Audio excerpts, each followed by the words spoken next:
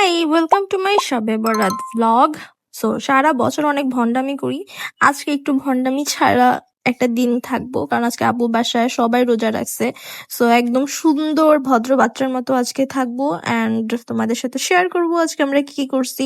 আল্লাহ, শবে বরাতে আগে আমরা কি মজা করতাম, এখনো সেম মজাই হয়, কিন্তু হচ্ছে পরিমাণটা একটু কমে গেছে যেহেতু আমরা সবাই বড় হয়ে গেছি। এট ফার্স্ট আমরা সেহরির জন্য উঠছি। ফার্স্টে আম্মু উঠছে, তারপর আব্বু উঠছে, তারপর আমাদের সবাইকে জাগাইছে বাসার।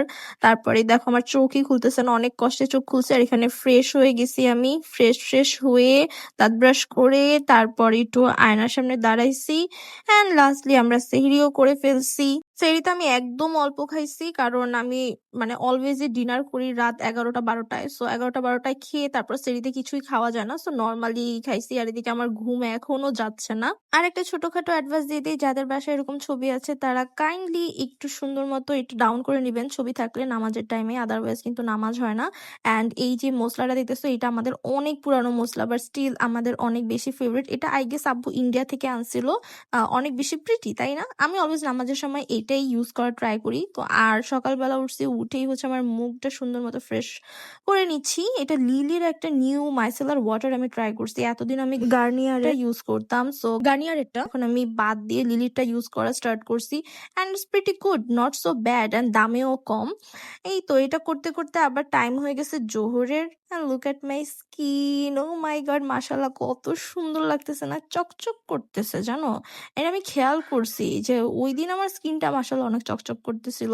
প্রতিদিনই করে, কিন্তু ওই দিন একটু বাসায় ছিলাম, টেক কেয়ার করছি স্কিনের, দ্যাটস ওয়াই একটু স্কিনটা সুন্দর লাগতেছিল।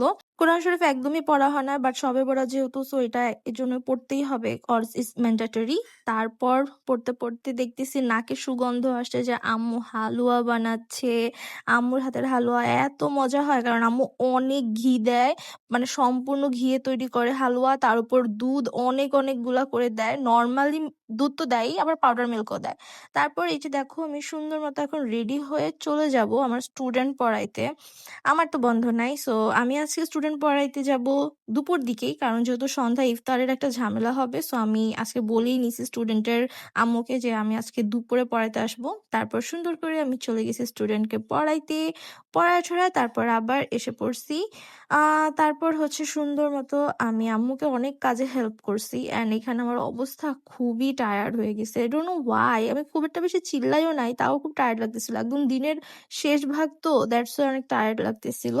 তারপর আমরা এই তো ইফতারের আয়োজন করছি। ইফতারের মধ্যে আজকে অনেক কিছু ছিল, মানে শবে বরাত উপলক্ষে আমরা তো নর্মালি হালুয়া বানাইছি, তার সাথে হচ্ছে আটার রুটি। ও সরি, এটা আটার রুটি না, এটা তো চালের রুটি। চালের রুটি দিয়ে হালুয়া খেতে অনেক বেশি মজা লাগে। তারপর হচ্ছে মুড়িও মাখাইছি।